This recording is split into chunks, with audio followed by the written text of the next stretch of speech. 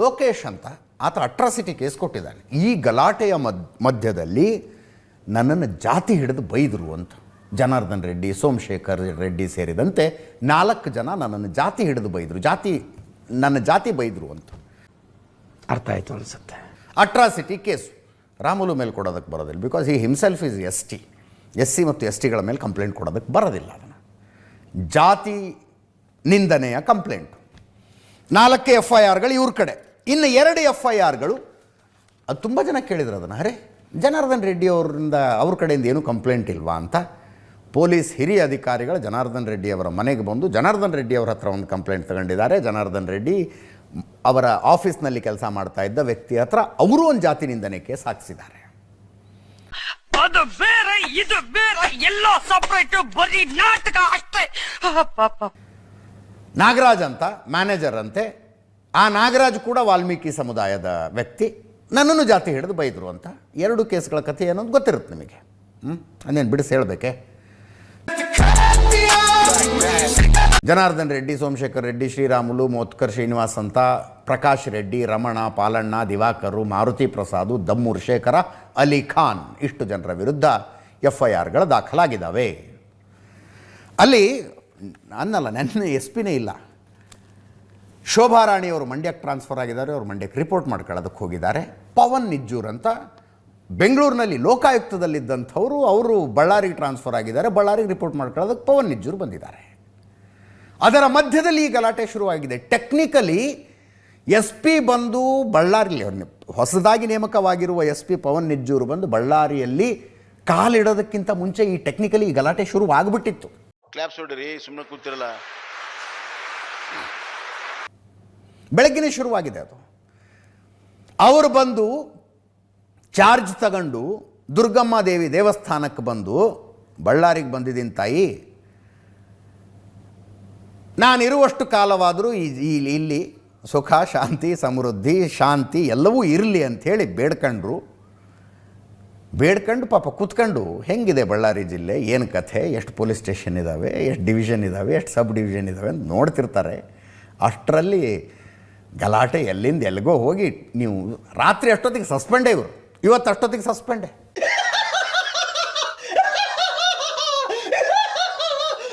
ಒಂದು 12 ಗಂಟೆ ಕೂಡ ಆಗಿಲ್ಲ ರೀ ಅವರು. 12 ತಾಸು ಕೂಡ ಕಳೆದಿಲ್ಲ ಬಂದು. ಈ ಗಲಭೆಗೆ ಅವರೇ ಕಾರಣ ಅಂತ ಸರ್ಕಾರ ನಿರ್ಧಾರ ಮಾಡಿಬಿಡ್ತು.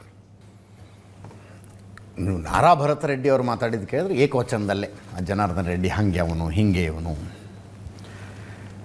ರಕ್ತಾಭಿಷೇಕ ಮಾಡಿ ಆದರೂ ವಾಲ್ಮೀಕಿ ಅಲ್ಲಿಲ್ಲ, ಅಜ್ಜನ ಪ್ರತಿಮೆನ ನಾನು ಅನಾವರಣ ಮಾಡಿಸವನೆ ಅಂತ.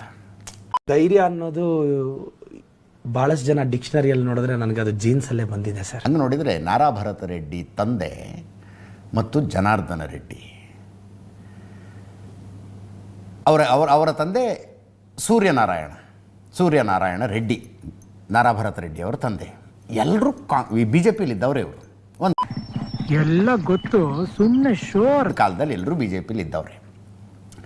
1999 ಎಲೆಕ್ಷನ್ನಲ್ಲಿ ಕುರುಗೋಡು ವಿಧಾನಸಭಾ ಕ್ಷೇತ್ರದಿಂದ ಸೂರ್ಯನಾರಾಯಣ ರೆಡ್ಡಿ ಅಂದರೆ ಭರತ್ ರೆಡ್ಡಿ ಅವರ ತಂದೆ ಸ್ಪರ್ಧೆ ಮಾಡಿ ಸೋತಿದ್ರು. ಬಳ್ಳಾರಿಯಿಂದ ಶ್ರೀರಾಮುಲು ಕಂಟೆಸ್ಟ್ ಮಾಡಿ ಸೋತಿದ್ರು 1999. ಅದಾದ ಮೇಲೆ ಸೂರ್ಯನಾರಾಯಣ ರೆಡ್ಡಿಗೂ ಜನಾರ್ದನ್ ರೆಡ್ಡಿ ಫ್ಯಾಮಿಲಿಗೂ ಅದೇನೋ ವೈಮನಸ್ಸು ಶುರುವಾಯಿತು. 2004ರಲ್ಲಿ ಸೂರ್ಯನಾರಾಯಣ ರೆಡ್ಡಿ BJP ಬಿಟ್ಟು JDSಗೆ ಹೋಗ್ಬಿಟ್ರು. JDSಗೆ ಹೋಗಿ ಕುರುಗೋಡಿಂದ ಸ್ಪರ್ಧೆ ಮಾಡಿ ಗೆದ್ರು ಸೂರ್ಯನಾರಾಯಣ ರೆಡ್ಡಿ. ಜನಾರ್ದನ್ ರೆಡ್ಡಿ ಕಂಟೆಸ್ಟ್ ಮಾಡಲಿಲ್ಲ. ಬಳ್ಳಾರಿಯಲ್ಲಿ ಸ್ಪರ್ಧೆ ಮಾಡಿ ರಾಮುಲು ಗೆದ್ದರು. 2000 ಅದಾದಮೇಲೆ 2006ರ ಚುನಾವಣೆ, 2004ರಲ್ಲಿ ಎಲೆಕ್ಷನ್ ಗೆದ್ಕೊಂಡ್ರು, ಇಬ್ಬರು MLA ಆದರು. 2006ರಲ್ಲಿ ಕುಮಾರಸ್ವಾಮಿ ಅವರು ಮುಖ್ಯಮಂತ್ರಿ ಆದಾಗ ಸೂರ್ಯನಾರಾಯಣ ರೆಡ್ಡಿ ಕುಮಾರಸ್ವಾಮಿ ಅವರ ರಾಜಕೀಯ ಕಾರ್ಯದರ್ಶಿ ಆದರು. ಅದೇ ಟೈಮ್ನಲ್ಲಿ BJP JDS ಮೈತ್ರಿ ಸರ್ಕಾರ ಬಂದು ರಾಮುಲು ಮಿನಿಸ್ಟರ್ ಆಗಿಬಿಟ್ರು. ಅಷ್ಟೆಲ್ಲ ಆದರೂ ವೈಮನಸ್ಸು ಮುಂದುವರೆದಿತ್ತು ಅವ್ರದ್ದು. ಒಂದೇ ಮೈತ್ರಿಕೂಟದಲ್ಲಿದ್ದರು, ಒಂದೇ ಪಕ್ಷದಲ್ಲಿರಲಿಲ್ಲ, ಮೈತ್ರಿಕೂಟದಲ್ಲಿದ್ದರು. 2006ರಲ್ಲಿ ಬಳ್ಳಾರಿ KDP ಸಭೆ ನಡೆದಿತ್ತು ಬಳ್ಳಾರಿಯಲ್ಲಿ. ಅಲ್ಲಿ ಜನಾರ್ದನ್ ರೆಡ್ಡಿ ಅವರು ರಾಮುಲು ಪಕ್ಕದಲ್ಲಿ ಮೀಟಿಂಗ್ನಲ್ಲಿ ಕೂತ್ಕೊಂಡಿದ್ರು. ಸೂರ್ಯನಾರಾಯಣ ರೆಡ್ಡಿ ಜಗಳ ತೆಗೆದ್ರು. ಏನು ಹುದ್ದೆ ಇದೆ ಅಂತ ಬಂದು ಕೂತ್ಕೊಂಡಿದ್ದೀರಿ ನೀವು ಅಂತ. ನನಗೆ ಎಷ್ಟು ಚೀಪ್ ಅನಿಸ್ಬಿಡ್ತು ಅಂದ್ರೆ, ನಿಮ್ಮ ಈ ಥರದೆಲ್ಲ ಇದ್ದಾರೆ. ಜನಾರ್ದನ್ ರೆಡ್ಡಿ ಅವರು MLA ಅಲ್ಲ, MLC ಅಲ್ಲ, ಏನೂ ಅಲ್ಲ. ಜೋರು ಗಲಾಟೆ ಮಾಡಿದಾಗ ಜನಾರ್ದನ್ ರೆಡ್ಡಿ ಮೀಟಿಂಗಿಂದ ಎದ್ದು ಹೊರಗೆ ಹೋಗ್ಬಿಟ್ರು. ಅದು that was the flash point. ಅಂದರೆ ಬಿಟ್ಟೆ ಹೋಯ್ತು ಇವ್ರದ್ದು ಅಂತ. 2007 ಬಳ್ಳಾರಿ ಪಾಲಿಕೆ ಚುನಾವಣೆಯಲ್ಲಿ ಸೂರ್ಯನಾರಾಯಣ ರೆಡ್ಡಿ ವರ್ಸಸ್ ಜನಾರ್ದನ್ ರೆಡ್ಡಿ ಗಲಾಟೆ ಅದು ಪೀಕಿಗೆ ಹೋಯಿತು. BJP ವರ್ಸಸ್ JDS ಅವಾಗ. ಆವತ್ತು ಕೂಡ ಫೈರಿಂಗ್ ಆಗಿತ್ತು. 2008 ಇಡೀ ಬಳ್ಳಾರಿ ಜಿಲ್ಲೆಯಲ್ಲಿ ಜನಾರ್ದನ್ ರೆಡ್ಡಿ ರಾಜಕೀಯವಾಗಿ ಪೂರ್ತಿ ಹಿಡಿತ ಸಾಧಿಸ್ಬಿಟ್ರು. ಬಳ್ಳಾರಿ ಗ್ರಾಮಾಂತರದಿಂದ ರಾಮುಲು ಗೆದ್ದರು, ಜನಾರ್ದನ್ ರೆಡ್ಡಿ ಅವರ ಬ್ರದರ್ ಕೂಡ ಗೆದ್ದಿದ್ರು, ಸೋಮಶೇಖರ್ ರೆಡ್ಡಿ, ಕರುಣಾಕರ್ ರೆಡ್ಡಿ, ಜನಾರ್ದನ್ ರೆಡ್ಡಿ ಅವರು MLC ಆಗಿ ಮಿನಿಸ್ಟ್ರು ಆದರು. ಇಡೀ ಬಳ್ಳಾರಿ ಅನ್ನೋದು ಇವ್ರು ಹಿಡಿತಕ್ಕೆ ಸಿಕ್ಕಂಗಾಗ್ಬಿಡ್ತು.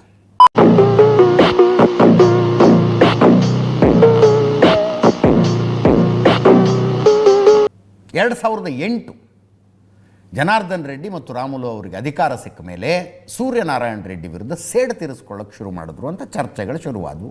2014ರಲ್ಲಿ ಸೂರ್ಯನಾರಾಯಣ ರೆಡ್ಡಿ JDS ಬಿಟ್ಟು ಕಾಂಗ್ರೆಸ್ಸಿಗೆ ಹೋದರು.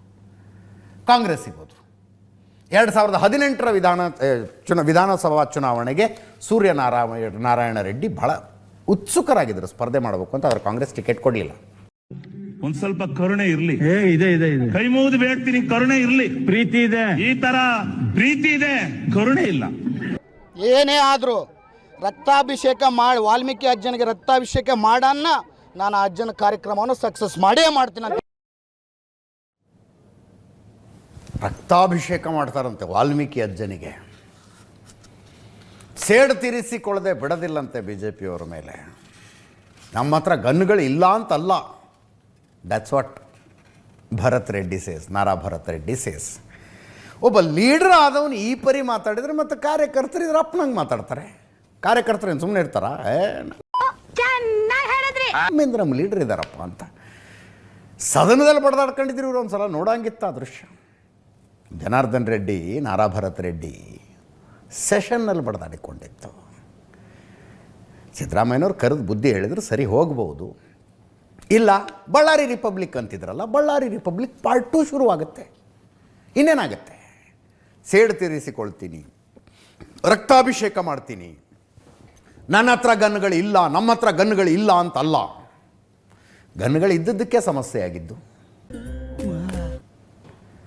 ಅಲ್ರಿ.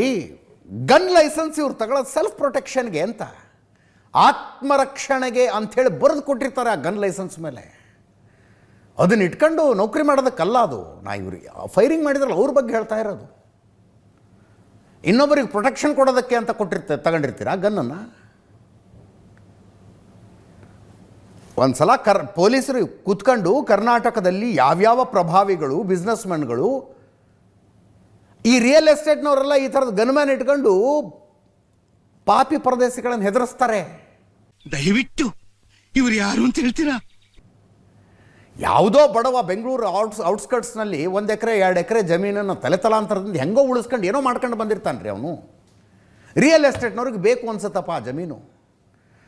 ಆ ಬಡವನ ಮನೆ ಮುಂದೆ ಇವ್ರು ಹೋಗಿ ಇಳಿಯೋದೆ, ಮುಂದೊಂದು ಸ್ಕಾರ್ಪಿಯೋ ಹೋಗುತ್ತೆ, ಅದರಲ್ಲೊಂದು 4 ಜನ ಇಂಥವ್ರು ಕೂತ್ಕೊಂಡಿರ್ತಾರೆ, ಹಿಂದೆ ಇವ್ರದ್ದು ಬೆಂಜ್ ಇರುತ್ತೆ. ಹಂಗೆ ಹೋಗಿ ಇಳಿಯೋದು, ಕೊಡ್ತೀಯೇ ಇಲ್ಲ ಜಮೀನು ಅಂತ. ಅದಕ್ಕೆ ಬಳಕೆ ಆಗ್ತಾರೆ ಈ ಗನ್ಮ್ಯಾನ್ಗಳು. ಇವರೆಲ್ಲ ಓಡಾಡೋದು ನೋಡ್ಬೇಕು ನೀವು, ನಾರಾ ಭರತ್ ರೆಡ್ಡಿ ಇವರೆಲ್ಲ. ಈ ಬಡತವಿಂದ ದೇಶ ಉದ್ಧಾರ ಆಯ್ತದ?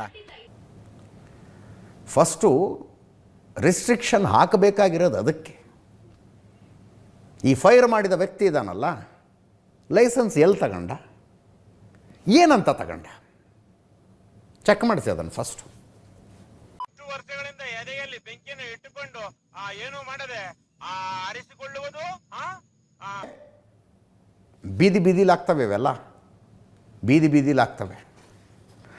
ತುಂಬ ಇದೆ ಸುದ್ದಿ ಇದ್ರ ಬಗ್ಗೆ ಹೇಳೋದಕ್ಕೆ ಹೋದ್ರೆ ಇಡೀ ಒಂದು ತಾಸು ಇದನ್ನೇ ಹೇಳ್ಬೋದು. BJPಯವರು ಆ ಹೇಳಿಕೆ ಕೊಟ್ಟರು, ಕಾಂಗ್ರೆಸ್ನವರು ಈ ಹೇಳಿಕೆ ಕೊಟ್ಟರು, BJP ನಾಯಕರೆಲ್ಲ ಹೋಗಿ DGP ಸಲೀಮ್ ಅವ್ರನ್ನ ಮೀಟ್ ಮಾಡಿದ್ದಾರೆ, ಭರತ್ ರೆಡ್ಡಿನ ಅರೆಸ್ಟ್ ಮಾಡಿ ಅಂತ.